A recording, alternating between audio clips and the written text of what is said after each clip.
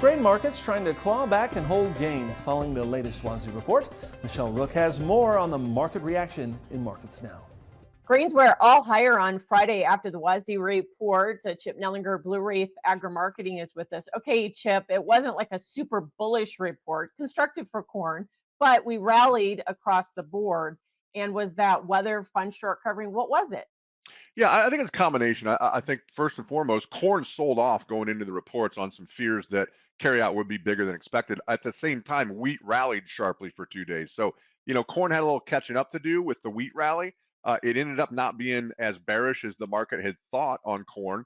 And then there's a weather component to it as well. Obviously, we are behind pace on planting. We've got a potential window of a few days coming up here, more rain forecast next week.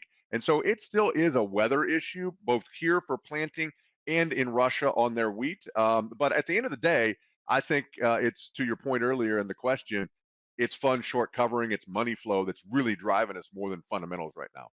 Okay, so as we start a new week, Chip, what do we need to continue to feed the bull in terms of the weather story then?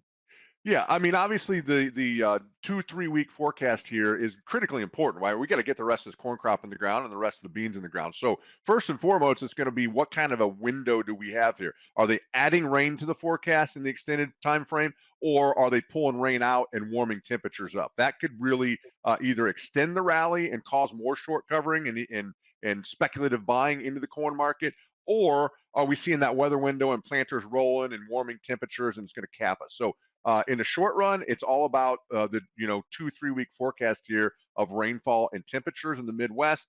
And on the wheat, obviously, Russia has front and center attention right now as to whether they get some rain for their wheat. And also, there's been some talk about some potential freeze damage over there as well in their main growing areas. But we also have CONAB numbers out on Tuesday. That's also something we're going to watch on the South American side, right? For sure. CONAB is going to have a lot of sway. Typically, they come out the same day as USDA. The schedule's off a little bit in this month. And so we saw the USDA come down on their numbers a little bit, probably no more than what the market had expected or anticipated. The question is going to be, does CONAB continue to cut, or have they stabilized in raising those numbers? At the end of the day, I think what is going to determine who's right is the acreage situation. Thanks so much, Chip Nellinger, Blue Reef Agri-Marketing. We'll have more Ag Day coming up.